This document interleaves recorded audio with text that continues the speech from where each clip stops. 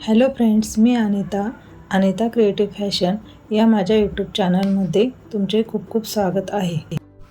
आजच्या व्हिडिओमध्ये मी ब्लाऊजची back neck design बनवणार आहे. त्यासाठी बघा, मी ब्लाऊजची उंची आहे 13.5. 1 इंच शिलाईसाठी म्हणजे 14.5वर उंची घेते. शोल्डर 5 इंच घेतलेला आहे. मोंडा 5.5 इंच घेतलेला आहे. मैत्रिणींनो, या ब्लाऊजचा नेक मी ट्रान्सपरंट बनवणार आहे. हे बघा, ट्रान्सपरंट नेक बनवण्यासाठी आत्ता कॅनव्हास घेऊन त्यावरती नेक कसा बनवायचा याची डिझाईन आपण बनवून घेणार आहोत. हे बघा, अस्तरवरती कॅनव्हास पेपर ठेवून घ्यायचा आणि त्यावरती आपण नेकची मापे टाकून घ्यायची. बघा, पहिले मी आपले जे रेग्युलर गळ्याचं माप आहे ते 2.5 इंच टाकून घेतलं. नंतर 3.5 इंचावर मार्जिन करून घेतली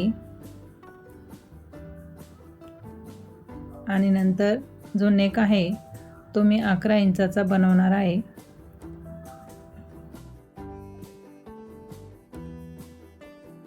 साडेतीन इंच घेऊन त्याचा चौकोन बॉक्स तयार करून घ्यायचा. चौकोन बॉक्स तयार केल्यानंतर त्यावरती आपल्याला जी बी डिझाईन आवडेल ती डिझाईनचा आकार देऊन घ्यायचा. हे बघा, मी ह्याप्रमाणे डिझाईनचा आकार देऊन घेते.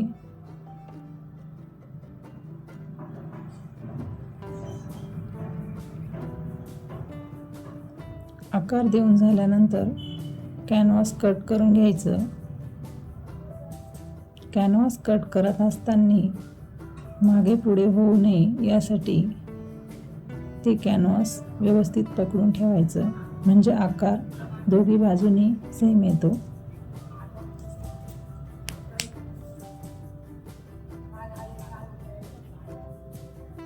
हे बघा, याप्रमाणे कट करून झाल्यानंतर थोडासा आकार मागे पुढे झालेला आहे तो आपण व्यवस्थित करून घेणार आहोत. हे बघा, आपण जो नेक कट केलेला आहे तो आता अस्तरच्या कपड्यावरती पूर्ण बाजूने स्टिच करून घ्यायचा. आपण ओपन गळ्याचं माप डिझाईन बनवण्यासाठी 3.5 इंच घेतलेलं होतं, म्हणून इथे मी 7 इंचावर मार्जिन करून दोघी बाजूने नेक स्टिच करून घेणार आहे.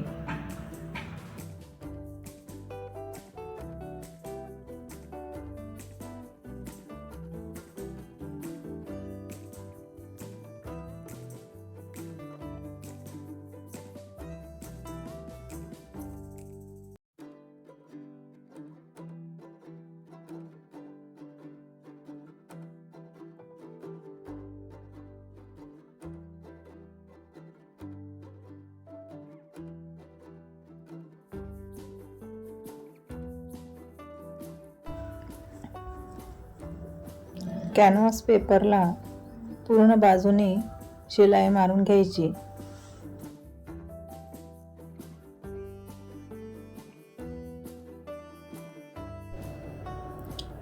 शिलाई मारून झाल्यानंतर अस्तरचा जो कपडा आहे त्याचा सेंटर पॉईंट घेऊन त्यावर एक कट मारून घ्यायचा आणि 3.5 इंचावर पण एक कट मारून घ्यायचा आणि आपला जो नेक आहे तो त्यावरती ठेवून शिलाई मारून घ्यायची. हे बघा, याप्रमाणे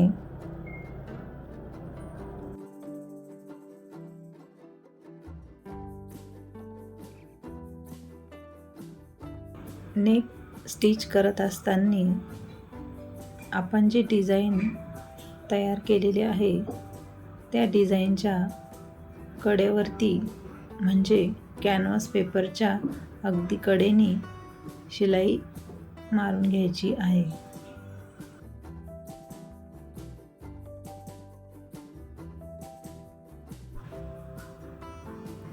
शिलाई मारून झाल्यानंतर मधला जो कापड असतो तो 1/2 इंच अंतर ठेवून कट करून घ्यायचा आणि त्याला छोटे छोटे कट्स मारून घ्यायचे.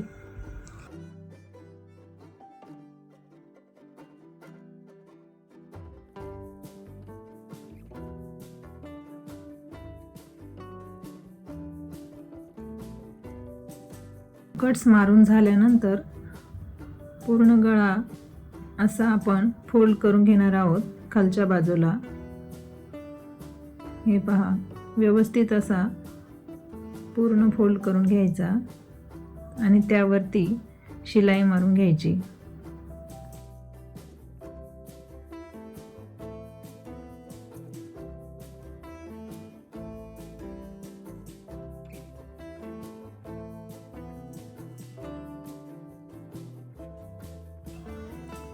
हे पहा, मी पूर्ण नेकला शिलाई मारून घेतली आणि त्यावरती आपला ब्लाऊजचा कपडा ठेवून घेतलेला आहे. आता ब्लाऊजचा कपडा ठेवल्यानंतर पूर्ण बाजूने आपण त्याला पण शिलाई मारून घेणार आहोत.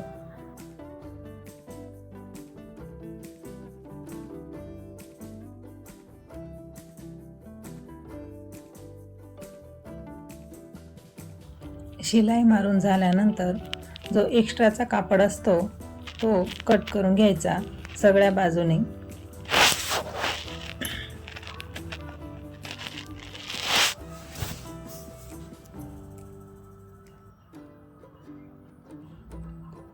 आता मी ही जे लेस आहे ती अस्तरची आपण जी डिझाईन बनवलेली आहे तिथे खालच्या बाजूने नेकला जॉईन करून घेणार आहे. बघा, या पद्धतीने.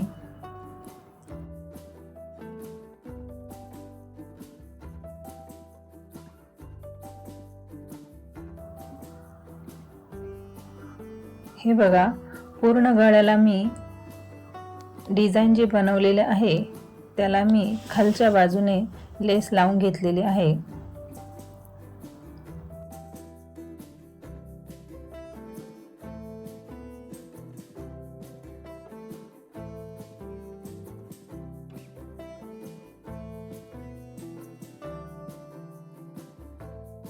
आता मी उंची मोजून घेतली आणि जो खालचा जो कपडा होता तो फोल्ड करून घेते.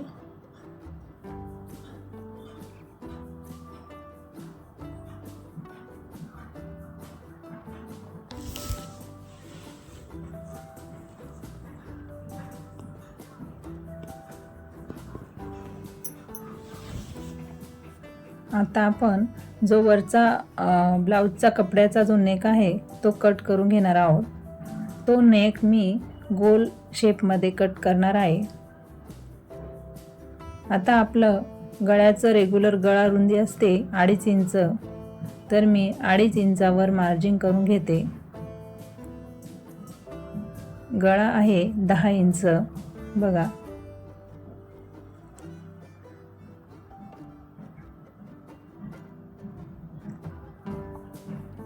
याप्रमाणे मापे घेऊन बॉक्स तयार करून घेते आणि गोल गळ्याचा आकार देऊन घेते.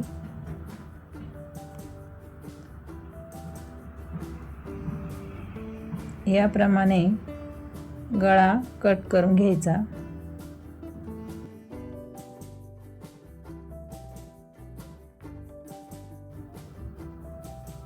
जो मागे पुढे झालेला कपडा असतो तो पण कट करून घ्यायचा, म्हणजे फिनिशिंग छान दिसते ब्लाऊजची.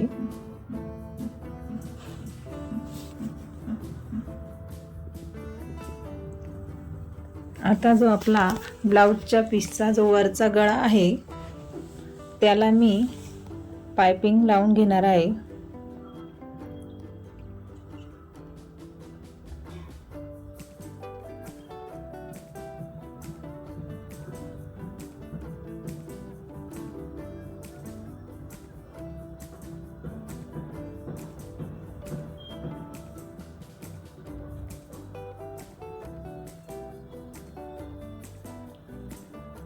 हे बघा, याप्रमाणे पायपिंगची पट्टी जॉईन झाल्यानंतर जो एक्स्ट्राचा कापड असतो तो पूर्ण कट करून घ्यायचा, म्हणजे जेव्हा आपण पायपिंगची शिलाई मारतो तेव्हा तो कपडा बाहेर दिसत नाही, म्हणजे पायपिंग एकदम छान अशी फिनिशिंगमध्ये येते.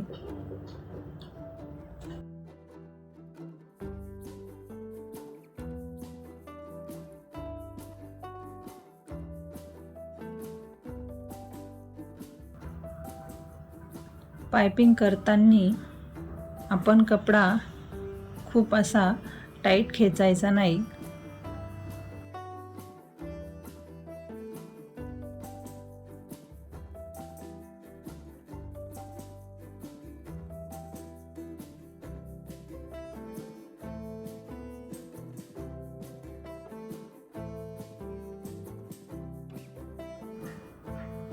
हे बघा, पायपिंग एकदम छान अशी आलेली आहे. कोणत्याही प्रकारची अशी कुठेच अशी उलटी पडत नाही.